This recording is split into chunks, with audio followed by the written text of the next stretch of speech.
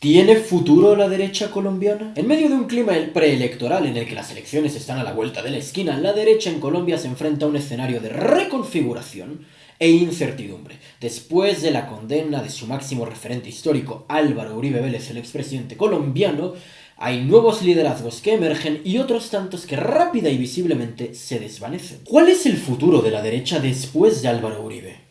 ¿Podrán sobrevivir y sobre todo ser competitivos? Hoy hablaremos de todo ello. Las elecciones presidenciales de 2026 en Colombia ya se empiezan a perfilar, ya empiezan a surgir nuevos nombres con sus respectivos movimientos y en este contexto la derecha colombiana no ha sido la excepción. También ha visto cómo nuevas figuras y nuevas iniciativas han surgido con extrema fuerza, con el objetivo único de derogar de raíz el legado del petrismo a partir de las próximas elecciones. Hasta entonces, la máxima figura de la derecha colombiana por escándalo había sido el expresidente Álvaro Uribe Vélez. Sin embargo, suceden dos cosas con él. La primera es que ya no se puede volver a postular porque ya lleva 2 mandatos, de 2002 a 2010. Ya no puede optar por un tercer mandato. Y adicionalmente, su más reciente condena en primera instancia nos recuerda que sin demeritar el legado uribista, la derecha colombiana precisa urgentemente un recambio generacional, especialmente ante la amenaza real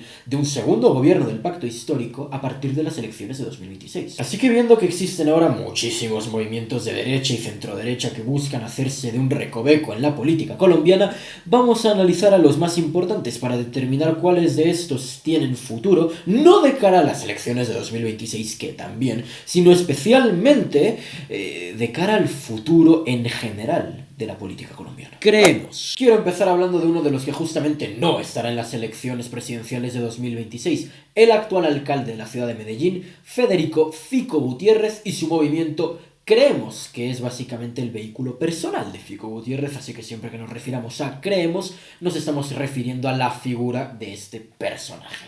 Fico Gutiérrez ha sido alcalde de Medellín de 2016 a 2020 y fue candidato presidencial en las elecciones de 2022, aglutinando a todo el voto uribista y antipetrista. Sin embargo, en ese momento, después de la terrible presidencia de Iván Duque Márquez, el uribismo y la derecha en general en Colombia estaba destruida y por lo tanto Fico no logró pasar siquiera a segunda vuelta. Se había quemado de forma importante. Sin embargo, logró ser inteligente y calculador y se aprovechó de la nefasta alcaldía de su sucesor Daniel Quintero en la ciudad de Medellín para volver a presentarse y ganar con el 70% de los votos, una absoluta locura, lo que revivió no solamente su propia carrera política, sino las potenciales aspiraciones de Creemos en el futuro. A pesar de su fracaso electoral, no os creáis que la carrera presidencial de Fico Gutiérrez está lejos de terminar. Es muy probable que siga siendo competitivo porque actualmente no es que se encuentre en un letargo. Lo que está es amasando capital político, primero en Medellín y luego en el resto de Antioquia. Y aunque francamente veo muy difícil que se vuelva a lanzar para presidente, no veo para nada descartable que logre ganar eventualmente una futura alcaldía, una futura gobernatura en Antioquia e incluso, quién sabe, quizás crear su propia dinastía, la dinastía de los Gutiérrez en Medellín y en Antioquia, a semejanza de sus antiguos aliados los Char en Barranquilla. Lo que es un hecho es que su carrera política no ha muerto en absoluto, aunque veo francamente improbable que logre desbancar al Centro Democrático como el principal partido de la derecha. Es posible que Creemos logre este cometido si es que el Centro Democrático vuelve al poder y lo vuelve a hacer tan mal como lo hizo con Iván Duque. En ese caso específico sí que lograría comerles la tostada. Sin embargo, lo que veo más probable es que se concentre en amasar capital político en las regiones y principalmente en Antioquia y concretamente en Medellín, y se termine viendo condenado a ser el eterno aliado territorial del Centro Democrático o de cualquier movimiento de derecha mayoritario, pero poco más. Cambio radical. A Cambio Radical, el partido de Germán Vargas Lleras, lo pongo aquí principalmente para evitar que me lo mencionen en los comentarios. Este partido es bastante extraño electoralmente porque por un lado tienen la fuerza suficiente para ser importantes en una coalición y tener poder de negociación, pero por otro lado son demasiado débiles para ir por su cuenta. Principalmente su fortaleza la encuentran en su excelente armado territorial, principalmente concentrado en las regiones y en ciudades importantes como Barranquilla, donde son absolutamente hegemónicos. Por supuesto, Colombia es uno de los países de toda Latinoamérica en los que los armados electorales territoriales importan más a la hora de ganar elecciones. Esto pone a Cambio Radical en una posición fortísima para negociar con cualquier tipo de coalición. A pesar de ello, veo profundamente inviable que ellos, por su cuenta, por sí solitos, vayan a una elección presidencial. No solamente por la falta de apoyo y arrastre electoral que tendría un candidato propio, sino porque francamente no hay espacio para ellos. Pensadlo de la siguiente manera. El electorado de derecha, que quiere un partido de derecha tradicional, va con el Centro Democrático. El que quiere derecha alternativa va con Vicky Dávila. El que quiere una derecha alternativa un poco más allá va con Abelardo de la Espriella. Ya hablaremos de todos ellos en este mismo vídeo, por cierto. Y el electorado que quiere un partido un poquito más de centro-derecha y tal, tiene al partido de la U por el centro y a los conservadores por el centro-derecha. Es decir, no hay cabida electoral, no hay cabida en cuanto a posiciones políticas para Cambio Radical, por lo menos no a nivel nacional. Adicionalmente, Cambio Radical se encuentra permanentemente en una pugna interna, aunque silenciosa, entre sus dos principales cabecillas. Por un lado, la vieja guardia, comandada por el ex vicepresidente Germán Vargas Lleras, y por otra parte, la familia Char, el clan de los Char de Barranquilla, que son exactamente a lo que me refiero cuando hablo de operadores territoriales. Y esa para mí va a ser la clave del futuro de Cambio Radical, los operadores electorales. Personalmente veo que ninguno de los dos, ni Vargas Lleras ni los Char, tienen suficiente fuerza para comandar una candidatura propia en 2026. Pensémoslo de la siguiente manera. Germán Vargas Lleras ya ha sido candidato con Cambio Radical, incluso siendo oficialismo, y se estrelló duramente contra el suelo. Y por su parte, Char ni siquiera fue capaz en las elecciones pasadas de vencer en la consulta interpartidista a un exalcalde de Medellín como lo fue Fico Gutiérrez. Es decir, nada nos haría pensar que en este caso lo haría mucho mejor. Lo que más le conviene a Cambio Radical es aliarse con el uribismo y con Centro Democrático, estando permanentemente condenado al ostracismo, aunque conservando su fuerza a nivel regional, y se convertirían en lo que siempre debieron ser, meros operadores territoriales. Personalmente no le veo prácticamente ningún futuro más allá de esto a Cambio Radical, puesto que ya le queda muy poquito capital político. Se han desprestigiado bastante, no solamente con alianzas más que cuestionables, sino con su profunda falta de carácter y su profunda indefinición ideológica, especialmente porque, esto es un detalle muy importante, son un partido de origen fundamentalmente santista y por lo tanto yo no me fío de nada de esto. Se dice que están en conversaciones, principalmente la ala de Germán Vargas Lleras, está en conversaciones con Álvaro Uribe Vélez y con el Centro Democrático para una gran alianza para las elecciones, lo cual personalmente me parece lo mejor. Aunque insisto, a Cambio Radical no le veo prácticamente ningún futuro, la verdad. Los conservadores. No me quiero detener mucho en este punto. Estamos hablando del Partido Conservador Colombiano, uno de los dos grandes partidos históricos de Colombia que lleva existiendo desde el siglo XIX y que lleva décadas sin ser competitivo por su cuenta. Su situación es muy similar, aunque con mucha más historia, lógicamente, que la de Cambio Radical. Es decir, muy fuertes a nivel territorial porque conservan algunos alcaldes importantes, algunos gobernadores, muchos parlamentarios, pero muy débiles a nivel nacional, por lo menos lo suficiente como para que nadie moderadamente sensato decida llevar a un candidato del Partido Conservador por su cuenta. La gran diferencia con ellos es que quizás con el objetivo de reforzar su imagen propia, o quizás con el objetivo de preservar su absoluta arrogancia y todavía embelezados con aquel esplendor de años y décadas pasados que lleva muriendo desde el año 2002, quizás por alguna de estas dos razones es que parecen estar más por la labor de llevar a un candidato propio para las elecciones de 2026, lo cual personalmente encuentro que es una idea terrible y que puede condenarlos definitivamente y hundirlos, incluso siendo quizás un evento histórico que suponga la disolución del Partido Conservador si es que les va demasiado mal. No olvidemos que llevan décadas y décadas desprestigiándose a sí mismos con todo tipo de actos de corrupción, familias politiqueras y en general una falta absoluta de autocrítica y de nombres nuevos y de ideas que realmente emocionen a su propio electorado.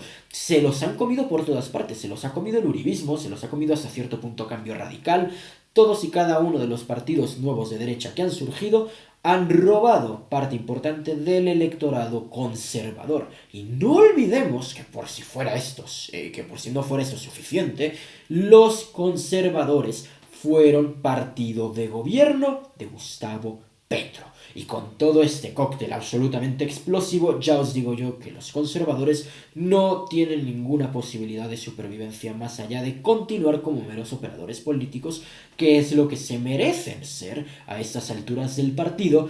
Y francamente veo muy dañino para ellos que intenten llevar a un candidato por su propia cuenta, porque no van a tener margen de cabida en estas próximas elecciones y puede suponer su propia extinción.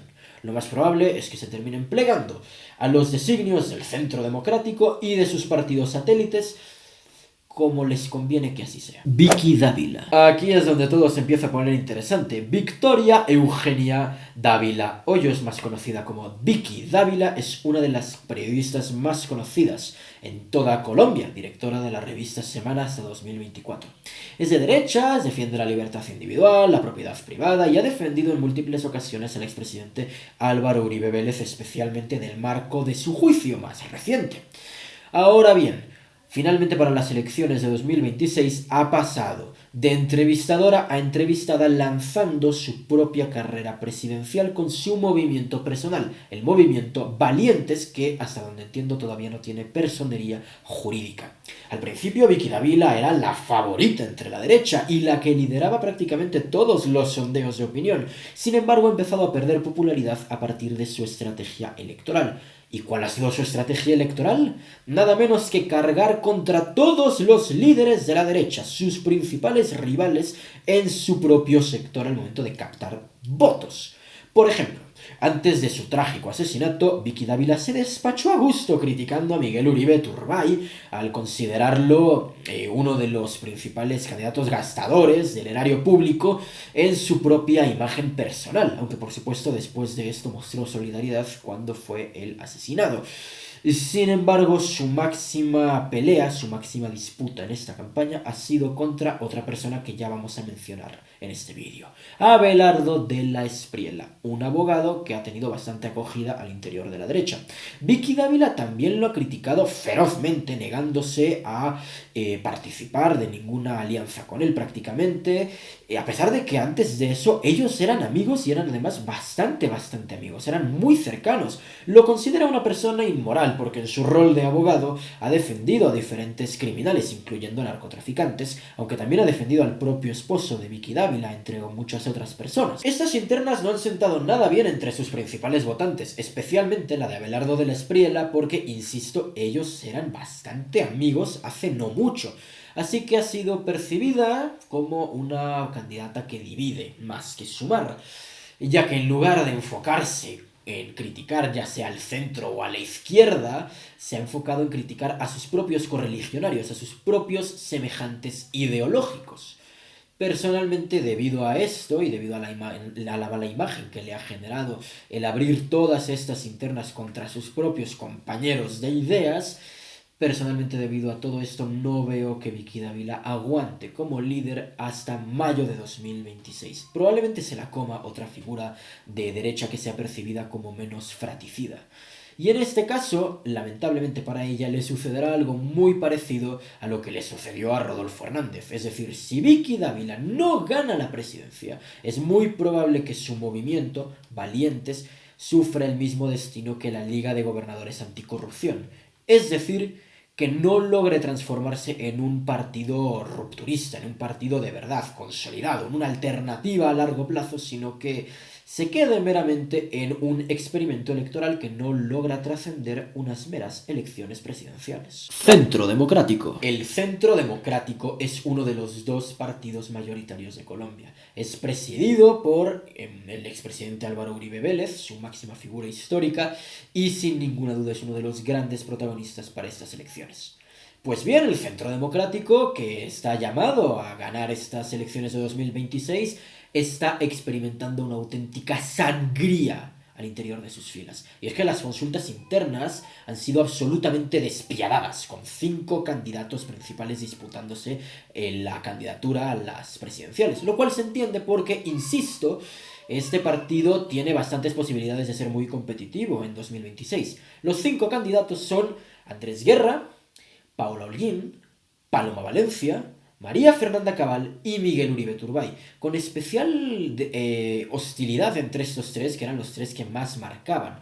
Durante todo este proceso, estos 3 candidatos no han parado de hacer sangre con ellos, hasta que Miguel Uribe fue triste y trágicamente asesinado, lo cual cohesionó un poco a los principales dirigentes del partido, aunque esta cohesión se rompió de nuevo cuando el padre de Miguel Uribe Turbay, Miguel Uribe Londoño, tomó su lugar como el 5º candidato presidencial. Miguel Uribe Londoño tiene menos adhesión que su propio hijo, pero mantiene todavía una posibilidad importante de llegar a ser el candidato del Centro Democrático, principalmente por el nombre de su hijo. Este proceso, más allá de la cantidad de candidatos que tiene y de lo muy hostiles que han sido entre sí, está profundamente mal organizado. Por poner un solo ejemplo de los muchos que hay, las consultas para elegir al candidato del Centro Democrático van a ser apenas hasta marzo, teniendo en cuenta que serán 2 meses antes de las elecciones de mayo. ¡Un suicidio electoral! Consideremos lo siguiente: el partido de Gustavo Petro, la agrupación, el Pacto Histórico, que literalmente es un partido que no hay semana que sus miembros no se acusen públicamente en directo ante las cámaras de todo el país de ser unos especuladores, drogadictos, inoperantes, traidores, narcotraficantes y demás. Esa gente que se desprecia y que literalmente se acusan públicamente en los consejos de ministros. Bueno, esa gente decide su candidato en octubre. Imagínate tener un proceso electoral peor organizado que el del petrismo. Luego de la muerte de Miguel Uribe, quien parecía ser el favorito de Álvaro Uribe, el resto de los candidatos ha entrado en una suerte de fase de muerte súbita, con todo el mundo haciendo sangre con el resto. Recientemente ha irrumpido la figura de Juan Carlos Pinzón, un santista tibio y moderadito que, según muchas personas, a pesar de que ni siquiera es el candidato del Centro Democrático, sería el nuevo favorito de Álvaro Uribe para ser el candidato de su partido, lo cual es francamente terrible. La ventaja es que él no está participando en esta consulta, que ya digo va a ser hasta 2026. La situación aquí es que cada uno de ellos sabe perfectamente que el Centro Democrático es una plataforma política muy importante y por lo tanto están dispuestos a hacer lo que sea para quedarse con la candidatura. Por ejemplo, recientemente ha habido una polémica con María Fernanda Cabal, una de las máximas aspirantes a este puesto que, según se reporta, habría amenazado en el propio velorio de Miguel Uribe a su viuda, María Claudia Tarazona, con que no se metiera en la política porque no conoce a ese país, lo que más bien parece una excusa para sacársela de en medio y evitar que se postulara ella en el lugar de su difunto marido. ¿Y por qué es tan fuerte esta interna? Pues porque hay posibilidades muy altas de que el Centro Democrático sea uno de los grandes protagonistas, como digo, de esta contienda. Y por lo tanto, el que gane estas elecciones internas tiene posibilidades serias de convertirse en el próximo presidente de Colombia, que no es poca cosa. Si en la consulta del próximo 2026 quien decide es la militancia del Centro Democrático, lo más probable es que la candidata a presidente sea María Fernanda Cabal.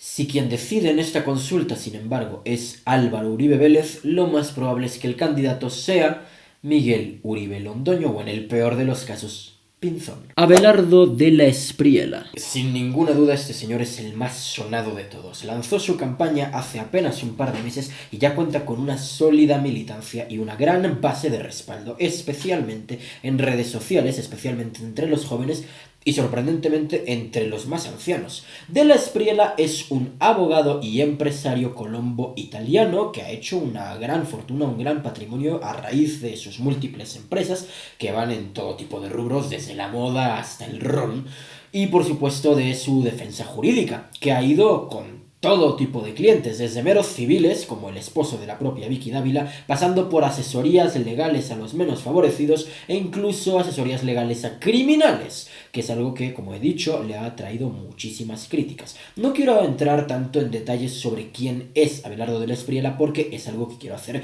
en un futuro vídeo que ya he mencionado en la comunidad de este canal. Por cierto, si estás interesado, pásate por mi canal que tengo vídeos interesantes, suscríbete, comparte, comenta y busca mi comunidad porque ahí estoy muy activo. Sin embargo, lo importante a mencionar aquí es que de todos los candidatos, sin ninguna duda, del Espriella es el más uribista de todos. Es más uribista que Uribe, es más uribista que el Centro Democrático y en general es un hombre que defiende bastante el libre mercado, el capitalismo, la familia, una mano firme contra la delincuencia a semejanza de la política de seguridad democrática de la década de los 2000 y en general podríamos definirlo como una combinación entre Javier Milei en lo económico, Nayib Bukele en el tema de la delincuencia y en general como un nuevo Álvaro Uribe. El principal rival electoral de Abelardo del Espriella en el sentido en el que va a tener que competir con ellos para conseguir votos es el Centro Democrático. Y su ventaja respecto a ellos es que mientras ellos se están matando entre sí, él ya empezó su campaña. Él ya lanzó su propia iconografía, él ya tiene una base sólida de militantes y tiene una inercia muy importante. Mientras que su desventaja, como habréis podido adivinar, es su falta de movimiento. Está él solito con su propia militancia de Internet. Defensores de la Patria, que es su movimiento, no tiene siquiera un estatus de partido político. Y Colombia, como he dicho, es un país en el que importa muchísimo el armado territorial. Así ganó Petro, por ejemplo, a través de armado territorial en el año 2022. En este sentido, Abelardo del Espriella se encuentra en una posición muy similar a la que estaba su amado Álvaro Uribe en el año 2002. Mismo discurso, mismas políticas, oposición frontal y vehemente al oficialismo de entonces, mucha inercia y muy poquita estructura, por lo menos en ese momento. Y aunque Abelardo no tiene un partido como tal, conserva una semejanza también con su querido Uribe. Y es que mientras que Uribe estuvo en su momento respaldado, aunque no formaba parte por el Partido Conservador, Abelardo del Espriella está respaldado por Salvación Nacional, de su también ídolo, el conservador Álvaro Gómez Hurtado, que es verdad que es una estructura mucho menor a la del Partido Conservador, pero no deja de ser una estructura. Finalmente podemos decir que Abelardo del Espriella se encuentra en una situación relativamente similar a la de Vicky Dávila, en el sentido en que si no logra al menos pasar a la segunda vuelta, Defensores de la Patria, su movimiento, probablemente vaya a naufragar y difícilmente logrará consolidarse como una auténtica alternativa política. Al igual que su querido Álvaro Uribe, del Espriella y su movimiento también son profundamente personalistas, con la salvedad de que al no ser un partido político, orbita en torno a una sola persona, que en caso de que fracase en esta campaña electoral, difícilmente podrá resucitar a su movimiento para las elecciones de 2030. Al final todo se decidirá en si Abelardo logra consolidar y mantener esta inercia positiva que lleva hasta mayo. En caso contrario, se lo comerá el Centro Democrático. Y si logra mantener esta inercia positiva y logra ser presidente, o por lo menos pasar a la segunda vuelta, estaremos en un auténtico terremoto político en la derecha. El rol de Uribe. Aún estando condenado y sin poder presentarse a una nueva elección presidencial jamás, el rol de Álvaro Uribe Vélez sigue siendo fundamental, sigue siendo la máxima figura de la derecha colombiana y sigue inspirando a muchísima gente de este sector. Pensémoslo de la siguiente manera. De los 5 partidos, agrupaciones, personas que hemos mencionado en este vídeo, una es el partido de Uribe, otro es más uribista que Uribe, otra se ha posicionado a favor de Uribe, otro está próximo a hacer una alianza con Uribe y de los dos que quedan, uno está completamente desprestigiado y otro no va a elecciones este año. Esa es la magnitud de la figura de Uribe, incluso a día de hoy. Y es por eso que a Uribe se lo ha visto tan ciertamente prudente, mesurado e incluso poco optimista respecto a la consulta de su propio partido, porque sabe que cualquier apoyo de su parte hacia ninguna agrupación podría inclinar profundamente la balanza. En principio es normal que busque apoyar a su propio partido, el Centro Democrático, que después de todo él no deja de ser el presidente de este partido, pero la irrupción de figuras como Abelardo del Espriella complican bastante esta situación, y el apoyo o no de Uribe podría ser decisivo para esto. De todas formas, Uribe sigue siendo más un activo que un pasivo, puesto que la gente de derecha, aunque no les guste Uribe, estaría dispuesta perfectamente a votarlo con tal de sacarse de encima a Petro, y aquellos que no traguen a Uribe de todas formas no iban a votar a ninguno de los aquí mencionados, aunque Uribe no estuviera presente, así que no es su electorado. Así que, considerando todos estos factores, vemos que la presencia de Uribe aún es fundamental y puede ser decisiva para el futuro de las elecciones de Colombia. Este hombre aún puede poner al presidente del país, aún estando condenado y aún después de todo lo que ha rodeado su polémica figura. Oye, Cris, ¿y por qué no mencionaste el partido de la U en todo el vídeo? Porque esa cosa horrible no es de derecha y por lo tanto no cabe aquí. Ya le dedicaré un vídeo de cementerio político, así que vamos con la conclusión. Conclusión. La condena de Álvaro Uribe Vélez y la necesidad imperiosa de un cambio, de un recambio generacional en la derecha han abierto un profundo vacío en este sector de la política colombiana, un vacío que muchos candidatos están intentando llenar. Las heridas que Petro deja abiertas y escociendo han hecho resucitar a este sector político en Colombia. Si en 2022 no tenían a casi ningún candidato, ahora tienen demasiados, todos ellos muy competitivos y muy afines entre sí. El futuro de la derecha colombiana se decidirá en estas elecciones de 2026. Si el Centro Democrático logra pasar a una segunda vuelta, aunque no gane, se habrá restablecido el péndulo del poder en Colombia. Centro Democrático, pacto histórico. En cambio, si un movimiento alternativo los desbanca, será un auténtico terremoto político, no solamente en la derecha, sino en todo el arco electoral colombiano. Espero este vídeo te haya resultado interesante, muchas gracias por tu atención y sin más que decir, libertad y vida.